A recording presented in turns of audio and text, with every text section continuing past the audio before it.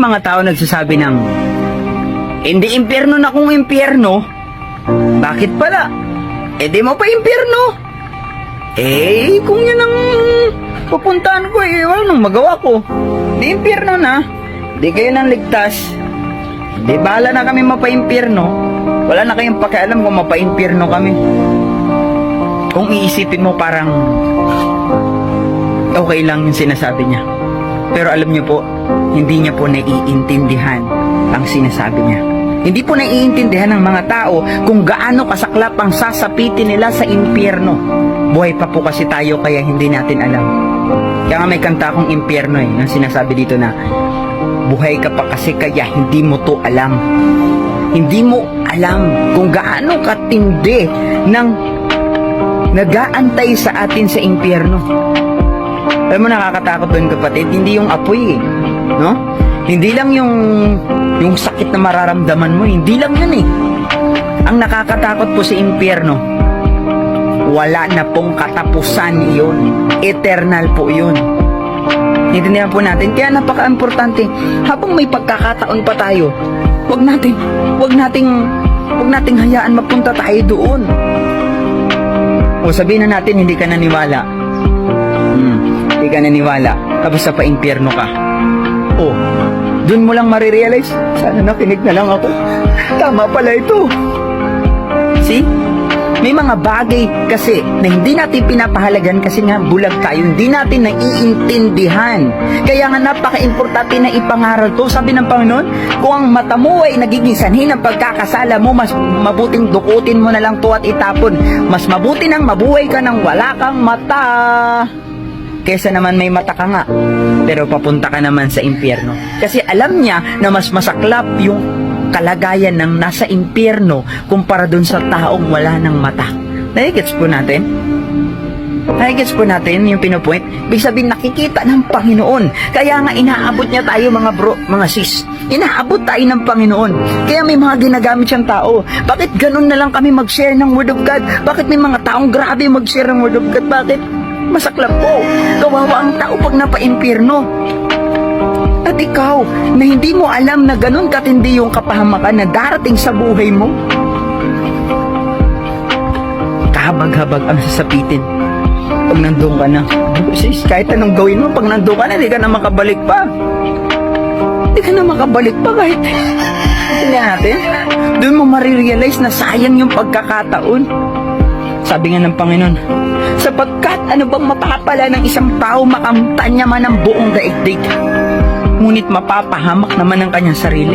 Kung mapapa-impyerno ka rin, silbi ng mga bagay dito sa mundo, sa buhay mo. Yun po yung dapat nating pagandaan, no? Kaya yung dapat ang sa isip natin, sabi sa mga Aral chapter 7 verse 4, sabi doon, mangmang ang tao naghahanap lang ng kasiyahan, subalit matalino ang taong naghahanda sa kanyang kamatayan. See? Napakasaklap po kasi talaga ng impyerno, mga kapatid. So paano nga ba tayo maliligtas? No? Paano nga ba? Kaya nga mayroong namatay sa krus ng Kalbaryo para sa ating mga kasalanan. At yun po si Jesus. Hanggat hindi mo siya tinatanggap sa buhay mo, hanggat hindi mo siya tinatanggap bilang ama mo upang maging anak niya, no? At hindi ka magkaroon ng relasyon sa kanya, kapatid, ito sinasabi ko, may possibilities na mapa-impyerno po tayo. O sabihin na natin na wala pa kasi, huwag kayo mag-ano, hindi naman natin naninti. Kaya nga ito sinasabi na sa'yo, you have to be prepared. Kailangan maganda tayo.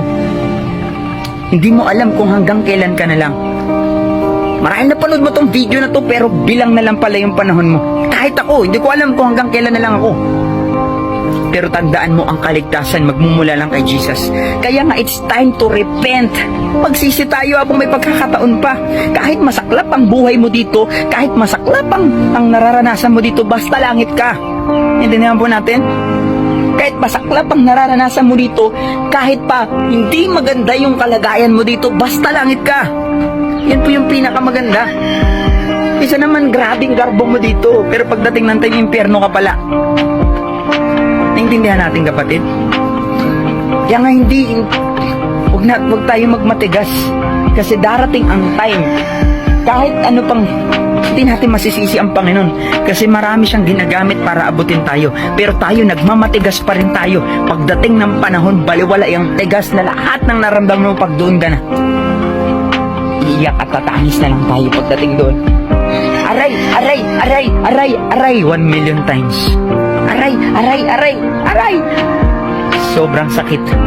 Kaya hindi biro-biro. Kaya huwag mo pangarapin magpa-impyerno. Walang nangarap papuntang impyerno, pero ibig ko sabihin, huwag mong hayaan na ikaw ay mapunta doon na parang baliwala lang sa'yo. Sinungaling si Satanas. Sinungaling si Satanas. Maniwala ka kay Jesus. Niligtas ka ng Panginoong Hesus. Dunihan mo, niligtas ka ng Panginoong Hesus. Jesus died for our sins. Para mapatawad ang ating mga kasalanan. Meron nang namatay sa krus ng Kalbaryo. At walang iba kundi si Jesus. And kailangan mo lang manampalataya sa Kanya. Magsisi at magdesisyong talikuran ng kasalanan, then tanggapin mo si Jesus bilang Panginoon mo tagapagligtas.